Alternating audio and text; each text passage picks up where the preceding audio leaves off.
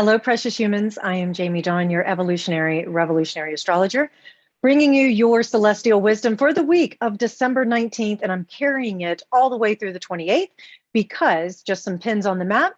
We have winter solstice this week. That is on the 21st. Venus is now officially retrograde. We also have a Saturn Uranus square. This is another one of the years, the last one of 2021, but it's a big deal.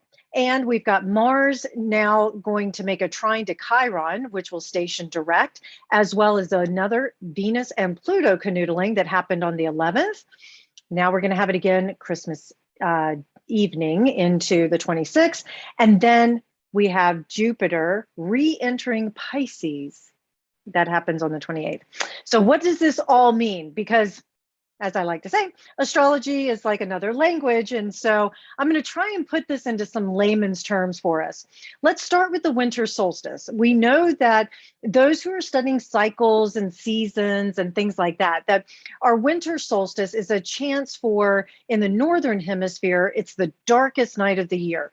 But it's also a chance for the Earth's energy to be rebalanced and realigned. And it's almost like this reset point.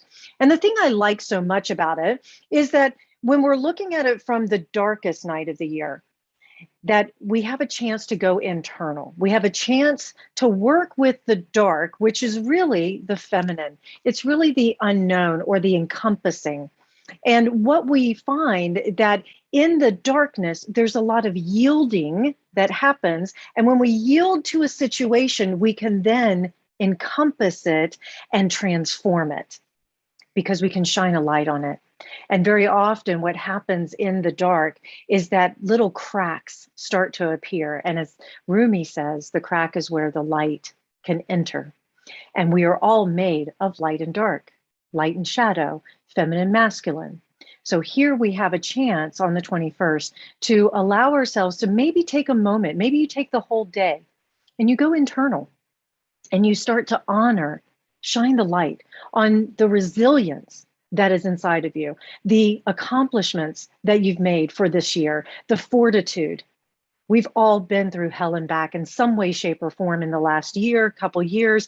And this is a chance for us to embrace everything that we've gone through, realizing that there's a lot of things that are out of our control. But what we can do is we can at least acknowledge what we have worked through. We're still here, and we can make new resolutions. This is all about that New Year's resolution, right? You don't have to wait for the turn of the calendar. You can use this solstice time to say, okay, this is what I've accomplished. And knowing how well I've done it, or maybe I totally mucked it up and didn't do very well, I get to do it differently. This is a choice point. Every opportunity is a chance for us to choose differently. We may also be working with fears and insecurities. We may have to acknowledge that, of where do we get really nervous, or where do we really lose our center, if you will. We may have this feeling of, I have to get it right attitude. And what that does, that's that element of perfection, which we know doesn't really exist, because nothing is ever perfect. And once we get it to where we think it might be perfect, we change it, or something happens, life happens to change it. Transformation, I'll get to that as well. That's another theme that's happening this week into the next few weeks. But, you know, we often have this fear of the unknown, because if we don't know it, how can we work with it, right? And we don't know how we're going to show up for it. And then our control freak kicks in, and we want to try and wrestle it to the ground and figure it out.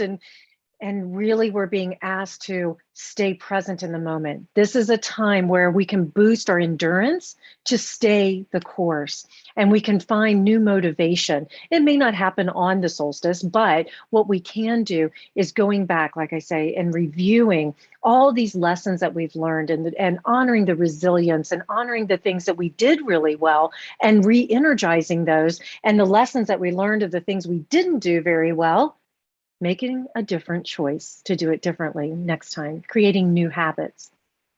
This is also an opportunity for great healing of ancient wounds. Some of you who watch my videos are tuned in to Akashic records. You're tuned into past life. You're tuned into the time and space continuum.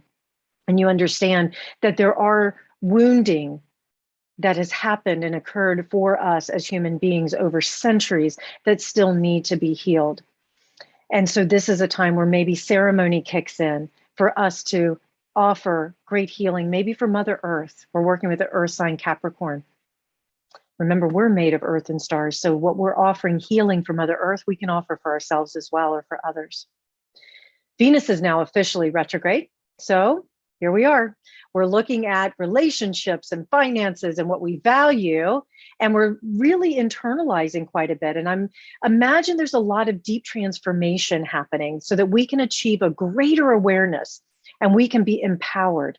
I think that's one of the other themes, is that with Venus and Capricorn, it's triggering and attracting opportunities for us to look at areas in our lives where we have disempowered ourselves through our choice in relationships, through the choice in the way we've spent our money, or who we've aligned with, or the actions we've taken that have been adverse to our values.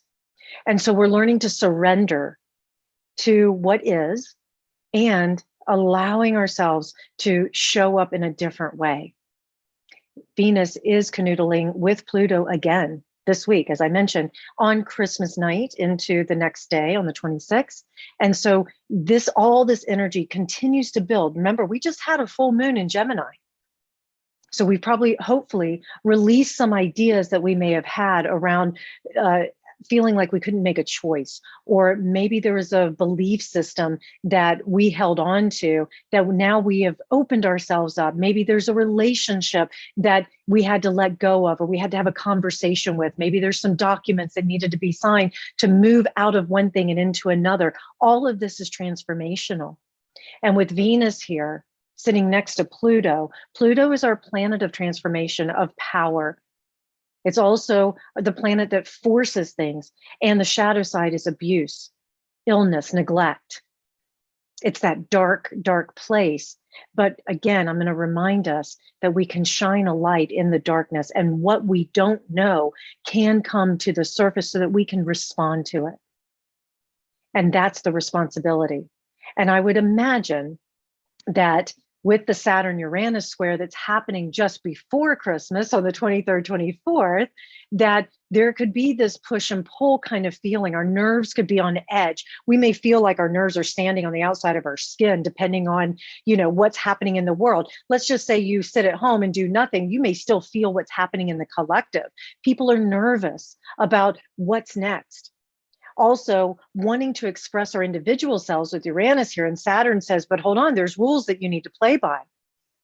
We want to honor the freedoms, but we also need boundaries in which we can bump around in. I'll share a personal story just to kind of break it up a little bit. So I had my first skiing lesson. I'm embracing Reno and the beautiful outdoors, and I am super nervous. I've never been. And I have no idea what to expect other than what I've watched on YouTube channels and what my friends have talked about. And so my nerves are way up. Yet I'm going to take lessons that teach me the rules in which I can hopefully enjoy this sport and find a sense of freedom. That's the one thing that everybody I've talked to who absolutely loves skiing says, I just feel so free. One of my core values. So sharing that as maybe a lighthearted example, but some of us may be dealing with, we want to express ourselves in our own way at our jobs, but there's certain rules, or a manager, boss is restricting. Maybe we don't have the resources to do all the things we want to do, or our voice isn't being heard. And if we speak up, we're being silenced. So that also can come into play. And I realize that this has to do with the holidays. Not everybody celebrates Christmas, but if you do, or you're having some sort of vacation time during this time or family time, this is a energy that could have family members going, I want this, and you saying, I want that, and they don't line up. But what can happen is we can, with Mars trining Chiron, use this opportunity, the energies, the confrontations, the mix-up, if you will, as a tool for awakening. Because when we can have these bigger conversations, think about Mars and Sagittarius, trining Chiron and Aries. It wants to have all the passion and all the truth and all of the wisdom that can expand our minds and expand our experiences and maybe teach and heal ourselves or others. And when we're working with, say, family, we're working with friends during this time, this is an opportunity to invite conversation that can resolve, I'll say nonviolent communication or conscious speech, as we say at Nine Gates Mystery School. And so this is an opportunity to invite each other to a deeper connection, a deeper understanding. So many people I hear these days are so afraid of conflict. Here's the thing. We don't need to go seeking out conflict, but when it shows up, we can use it as a tool to connect deeper with somebody, to have an understanding, to invite more conversation through questions, not interrogating. You don't want to interrogate somebody, but if they are accusing you of something, take a step back, get objective with it for just a moment and ask the question, that's interesting. Can you share with me what may have happened that triggered this for you? That can be one question. Or how can we resolve this in a way that may feel good for both of us? I'm open. That's the other thing. Keep the field open. Venus canoodling Pluto. It lends itself to openness here because Pluto can go into the depths of our psyche and pull out the resilience, pull out the power that we have. And the power is our agency. The power is knowing who we are. And how do we know who we are if there isn't some form of conflict or if there isn't some sort of tension that gets created? Saturn squaring Uranus is tension points. But we have this beautiful benefit of Mars trining Chiron and Venus canoodling with Pluto that helps us dig deeper into who we are. The more self-aware we are, the more we can respond in a way that can heal versus harm. Venus represents love. Many of us, especially at the holidays, we want love. We want to be with our loved ones. Some of us cannot. Some of us may spend this time alone. If you do, please know that you have support and let your support lean in and lift you up. I'm going to speak to the overgivers for just a second. The reason I'm doing this is because overgivers have a tendency to close off being receptive and asking for help. And so from one overgiver to another, the invitation is ask your support group, ask your friend, ask your family, hey, I would love just to spend a couple hours with you on this day or this week. I don't want to be alone. If you're looking for love, I've talked about this in my individual sign videos, and I think I mentioned it in previous videos about Venus being retrograde and meeting somebody new and starting a new relationship. Please just take your time, enjoy it, because with Venus canoodling Pluto, deeper expressions of love, powerful feelings of love. Yes, it can lend itself to obsession. We do need to watch that. You may get obsessed about an idea. I remember just a few days ago, I got really attached to an idea of how I was supposed to show up for someone. And they didn't let me. It was like, no, you don't need to be here. And I felt butthurt over it because my ego, for some reason, wanted to help. And that's my old stuff, right? So I had to work through that. And when somebody rejects my help, it triggers for me a sense of helplessness or powerlessness. And so I had to really go back into some deeper stuff for myself. So that's one example of the Venus-Pluto energy that's here for us. So I offer, when it shows up, let it work you. Don't run from it. So many of us are so afraid of pain. Pain is part of life. Pain is that growth point. It's that linchpin that can explode everything because we're working with transformation.